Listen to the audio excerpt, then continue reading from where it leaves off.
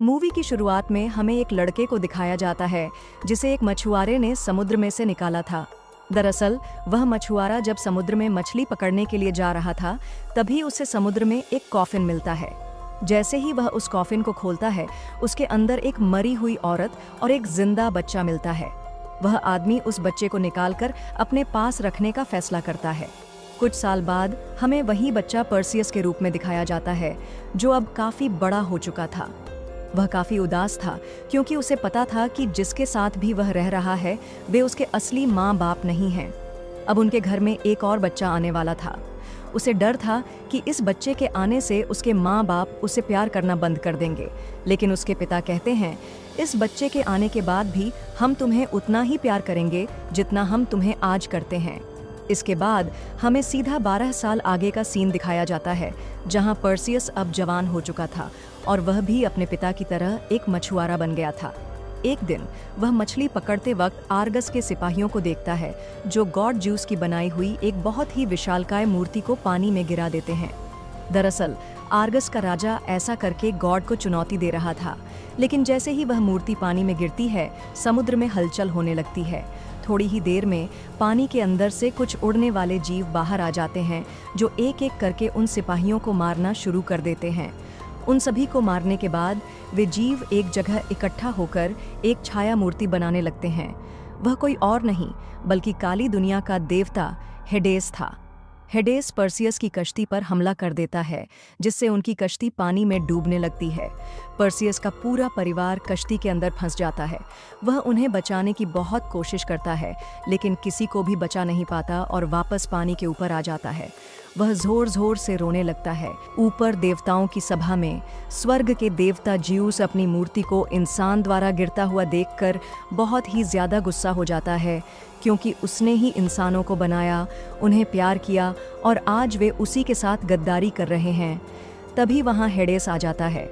वह ज्यूस से कहता है कि अभी इंसानों को सबक सिखाना होगा, क्योंकि उन्हीं की दुआओं की वजह से देवता अमर बनते हैं। अगर वे लोग दुआ नहीं करेंगे तो देवता भी मिट जाएंगे। इसलिए हेडेस अपने भाई ज्यूस से कहता है, मुझे उन्हें सबक सिखाने के लिए इजाज़त दीजिए। मैं उन्हें ऐसा सबक सिखाऊंगा कि वे फिर से आपकी पूजा करने लगेंगे। यह सुनकर ज्यूस उसे नीचे जाकर कुछ भी करने की इजाज़त दे देता है।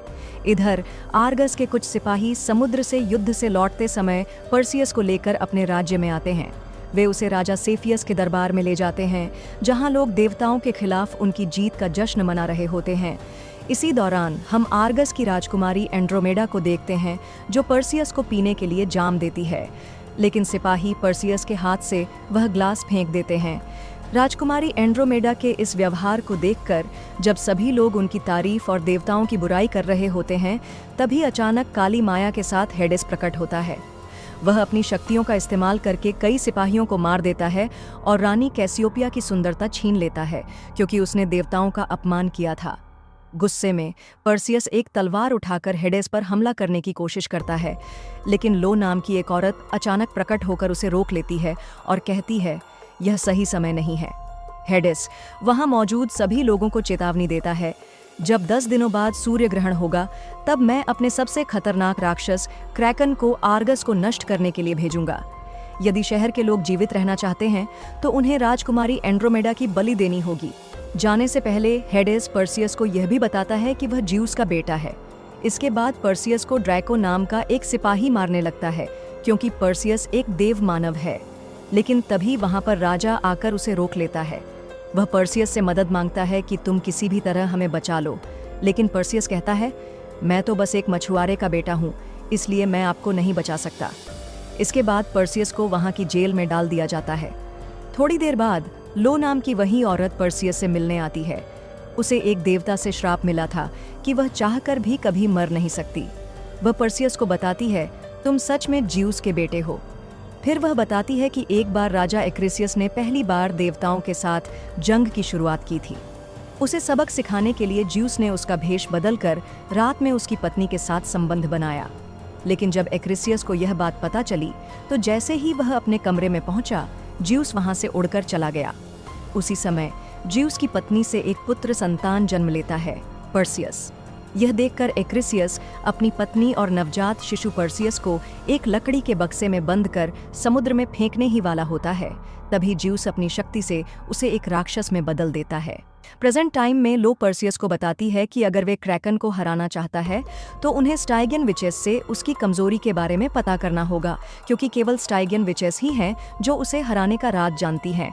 इसलिए पर्सियस और कुछ सैनिक स्टाइगियन विचेस को ढूंढने के लिए आर्गस से निकल पड़ते हैं।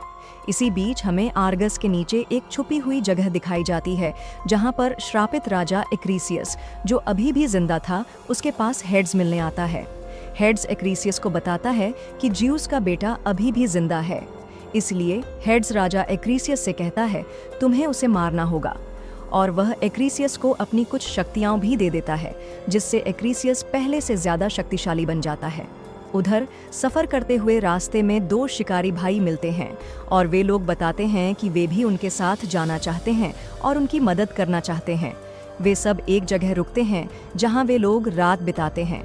सुबह होते ही ड्रैको पर्सियस को तलवारबाजी सिखाने लगता है और पर्सियस थोड़ी ही देर में तलवारबाजी में पूरी तरह परफेक्ट हो जाता है, जिसे देखकर सभी लोग हैरान हो जाते हैं। इसके बाद घूमते हुए पर्सियस एक जगह पर जाता है जहां उसे एक चमकती हुई सुनहरी तलवार मिलती है। उसे देखकर ड्रैको बताता है, यह तलवार देवताओं की है और शायद देवताओं ने इसे तुम्हारे लिए भेजा है, इसे अपने पास रख लो। लेकिन पर्सियस उसे नहीं लेता और ड्रैको को दे देता है। वहां से थोड़ा और आगे जाने के बाद पर्सियस को कुछ उड़ने वाले घोड़े दिखते हैं। तभी एक बहुत ही सुंदर काले रंग का उड़ने वाला घोड़ा आता है। लो आकर बताती है, यह काले रंग का घोड़ा बहुत ही खास है और इसे आज तक कोई भी काबू नहीं कर पाया। लो और पर्सियस आपस में बातें कर ही रहे होते हैं कि अचानक एक्रीसियस उन पर हमला कर देता है। वह पर्सियस के हाथ पर अपने मुंह से काटकर मांस निकाल लेता है, लेकिन तभी ड्रैको और बाकी सैनिक आ जाते हैं और वे लोग एक्रीसियस का वह हाथ काट देते हैं जो पर्सियस को मारने वाला था। लेकिन समस्या तब बढ़ जाती है जब कटे हुए हाथ से एक बिच्छू जन्म ले लेता है। उधर सभी लोग अभी भी एक्रीसियस का पीछा कर रहे होते हैं, लेकिन जहां जहां एक्रीसियस का खून गिरता है वहां से बड़े बड़े बिच्छू निकलने लगते हैं। वे सभी बिच्छू उन पर हमला कर देते हैं। ड्रैको और उसके सभी सैनिक मरते दम तक उन बिच्छुओं से लड़ते रहते हैं। तभी जब एक बिच्छू पर्सियस को मारने ही वाला होता है, लो आकर उसे बचा लेती है, लेकिन पीछे से एक और बिच्छू लो पर हमला कर देता है। तभी पर्सियस एक बिच्छू को मार देता है। इसके बाद वे सभी देखते हैं कि वहां और भी ज्यादा बिच्छू आ रहे थे, जिनकी संख्या बहुत अधिक थी। लेकिन तभी एक जिन अपने साथियों के साथ वहां आ जाता है और उन सभी बिच्छुओं को अपने नियंत्रण में ले लेता है। दरअसल ये जिन न तो इंसान थे और न ही जानवर। ये एक जादुई मंत्र से बने थे, जिनका शरीर लकड़ी का था और जिंदा रहने के लिए इन्हें जादू और मंत्रों की जरूरत पड़ती थी। यह इलाका उन्हीं का था, इसलिए काली माया से उत्पन्न हुए इन बिच्छुओं को जिन आसानी से अपने नियंत्रण में ले लेते हैं। कुछ देर बाद एक्रीसियस के काटने से पर्सियस के पूरे शरीर में बहुत तेजी से झर फैलने लगता है। काफी समय बीत जाने के बाद भी जब पर्सियस की तबीयत में कोई सुधार नहीं होता, तब रात में जिन पर्सियस के टेंट में जाकर उसे अपने जादू से ठीक कर देता है। अगले दिन पर्सियस के ठीक हो जाने के बाद ड्रैको उससे उस तलवार को चलाने के लिए कहता है जो देवताओं ने उसके लिए भेजी थी, लेकिन पर्सियस उसे भी लेने से साफ इनकार कर देता है। तभी वे सभी देखते हैं कि जिन उन बिच्छुओं को नियंत्रण में लेकर उन पर सवारी कर रहे थे। दरअसल जिन ने आगे का सफर तय करने के लिए बिच्छुओं को चुना था ताकि काफी समय बच सके। ड्रैको, पर्सियस और बाकी सभी लोग उन बिच्छुओं पर चढ़ जाते हैं और अपनी आगे की यात्रा के लिए निकल पड़ते हैं। कई दिनों तक चलते रहने के बाद अंततः वे सभी उन चुड़ैलों के स्थान पर पहुंच जाते हैं। चुड़ैले की गुफा में पहुंचते ही ड्रैको पर्सियस को सिर्फ काम की प्रश्न पूछने के लिए कहती है, नहीं तो वो चुड़ैलों को जान की कीमत देनी होगी। वहां पर गुफा के अंदर 3 चुड़ैल दिखती हैं, जिनके सिर्फ एक ही आंख होती है, जो उनमें से एक चुड़ैल के हाथ में रहती है। पर्सियस बिना डरे उनसे पूछता है कि क्रैकन को कैसे खत्म करें, जिस पर चुड़ैल कहती है कि क्रैकन को कोई भी हथियार खत्म नहीं कर सकता। लेकिन तभी किसी ने पीछे से और एक सवाल पूछ लिया, जिससे वो चुड़ैल भड़क जाती है और वहां पर आए सभी पर हमला कर देती है। पर इसी हमले के बीच में पर्सियस उनकी आंख को उनसे छीन लेता है और उन्हें धमकी देता है कि अगर तुमने हमें क्रैकन को मारने का कोई भी रास्ता नहीं बताया तो मैं ये आंख जलती हुई आग में फेंक दूंगा। ये देखकर अंत में वह बताती है कि तुम क्रैकन को सिर्फ एक ही चीज की मदद से मार सकते हो, और वो है मेडूसा के सिर से। क्योंकि मेडूसा की आंख में जो भी एक बार देखता है वो पत्थर का बन जाता है और मारा जाता है। पर्सियस पूछता है, मेडूसा कहाँ मिलेगी? तब चुड़ैल बताती है, वो तुम्हें काली दुनिया की नदी के किनारे मिलेगी। इतनी जानकारी लेने के बाद पर्सियस उन्हें उनकी आंख वापस लौटा देता है। लेकिन जाते वक्त वो चुड़ैल पर्सियस को बताती है कि तुम बहुत जल्द मरने वाले हो और ये भविष्यवाणी हो चुकी है। वहां से निकलने के बाद बिच्छुए भी पर्सियस के साथियों को छोड़कर वहां से चले जाते हैं, और साथ ही वो दोनों शिकारी भी, क्योंकि उन्हें भी लग रहा था कि पर्सियस मरने वाला है। तभी पर्सियस को उसके पिता जियूस मिलने के लिए आते हैं। वो पर्सियस से कहते हैं, तुम वहां पर मत जाओ क्योंकि वहां पर तुम्हारी जान को खतरा है। दरअसल वो पर्सियस को स्वर्ग में ले जाकर उसे वहां का राजा बनाना चाहते थे, लेकिन पर्सियस वहां जाने से साफ इनकार कर देता है। वह कहता है, मैं एक आम इंसान हूँ और हमेशा आम इंसानों की ही तरह जिंदगी जीना चाहता हूँ। पर्सियस इतना कहने के बाद वहां से जा ही रहा था कि तभी जियूस उसे एक सोने का सिक्का देते हुए कहते हैं, ये आगे तुम्हारे काम आएगा। और इतना कहने के बाद वो वहां से चला जाता है। इसके बाद वो सभी वहां से निकल ही रहे थे कि तभी उनके साथ वाले दो शिकारी साथी बीच रास्ते में ही उनका साथ छोड़ देते हैं, लेकिन सरदार जिन अभी भी उसके साथ था। इसके बाद वो फिर से अपने सफर पर निकल जाते हैं। कुछ दिन और चलने के बाद वो सभी उस काली दुनिया की नदी के पास पहुंच जाते हैं। तभी जिन पर्सियस के हाथ से वो सिक्का लेकर उस सिक्के को नदी में डाल देता है, और तभी नदी से एक मायावी नाव बाहर आती है जो कि उन्हें मेडूसा के पास ले जाने वाली थी। सभी लोग उस मायावी नाव में चढ़ जाते हैं। रास्ते में जाते वक्त लो पर्सियस को जहाज के नीचे ले जाती है और उसे मेडूसा से बचने के कुछ तरीके सिखाने लगती है। पर इसी वक्त वो एक दूसरे के काफी करीब आ गए थे, यानी कि पर्सियस धीरे धीरे लो को चाहने लगा था। थोड़ी ही देर बाद वो सभी मेडूसा के इलाके में पहुंच जाते हैं। उस नाव से उतरने के बाद वो सभी एक गुफा में चले जाते हैं जहां पर मेडूसा रहती है। उन लोगों के अंदर आते ही मेडूसा उन सभी लोगों पर हमला करना शुरू कर देती है। वो अपने तीर से ड्रैको को जख्मी कर देती है और उन्हीं के दो लोगों को मूर्ति में बदलकर मार देती है। अपने लोगों को मरता हुआ देखकर पर्सियस को और भी ज्यादा गुस्सा आता है और वह मेडूसा को मारने के लिए जाता है। तब मेडूसा भी पर्सियस और जिन को देख लेती है और उन पर हमला करने लगती है, लेकिन पर्सियस उसे डिस्ट्रैक्ट करने के लिए उसे अपनी तरफ ले जाने लगता है और मेडूसा भी उसे पकड़ने के लिए तेजी से उसका पीछा करती है। पर्सियस को बचाने के लिए जिन मेडूसा के सामने आ जाता है। मेडूसा जिन को मूर्ति बनाने की बहुत कोशिश करती है, लेकिन उस पर मेडूसा के किसी भी जादू का असर नहीं होता। लेकिन तभी जिन अपनी शक्तियों से हमला करके मेडूसा को घायल कर देता है। तभी ऊपर से ड्रैको एक चट्टान को तोड़कर मेडूसा की पूंछ के ऊपर गिरा देता है, जिसके बाद दर्द में तड़पता हुआ मेडूसा ड्रैको को पत्थर में बदल देता है।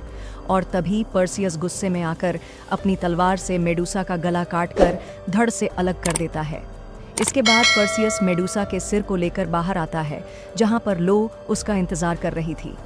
लो और पर्सियस मेडूसा के कटे हुए सिर लेकर वहां से जाने की तैयारी ही कर रहे थे कि तभी पीछे से एक्रीसियस आकर लो के अंदर अपनी तलवार घुसा देता है। अपने प्यार को ऐसे मरता हुआ देखकर पर्सियस रहा नहीं पाया और अपने पिता जियूस की भेजी हुई तलवार को उठा लेता है। उस तलवार की मदद से पर्सियस एक्रीसियस को हरा देता है। इसी के साथ एक्रीसियस की देवता की दी हुई शाप भी टूट जाती है। मरते वक्त वह पर्सियस से कहता है, तुम बाकी के देवताओं जैसे मत बनना। इसके बाद पर्सियस जल्दी से लो के पास आता है। लो उसे जल्दी वहां से जाने के लिए कहती है, क्योंकि सूर्य ग्रहण कुछ ही देर में लगने वाला था।